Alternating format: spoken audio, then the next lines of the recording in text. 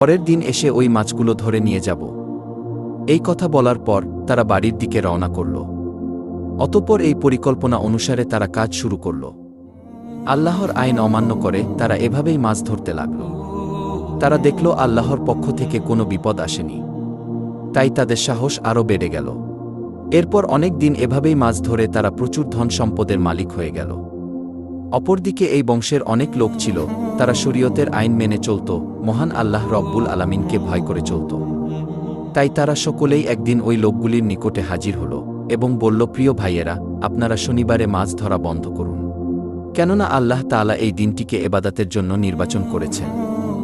এই হুকুম অমান্য করলে আপনাদের বিপদ নেমে আসতে পারে। তখন ওই দলের একজন নেতা তাদেরকে ঠাট্টা বিদ্রূপ করে বলল, শরীয়তের সঙ্গে মাছ ধরার কি সম্পর্ক? এই ধরনের আদেশ কোনো নবীর জামানায় দেখা যায়নি। এই কথায় কোনো যুক্তি নেই, অতএব এই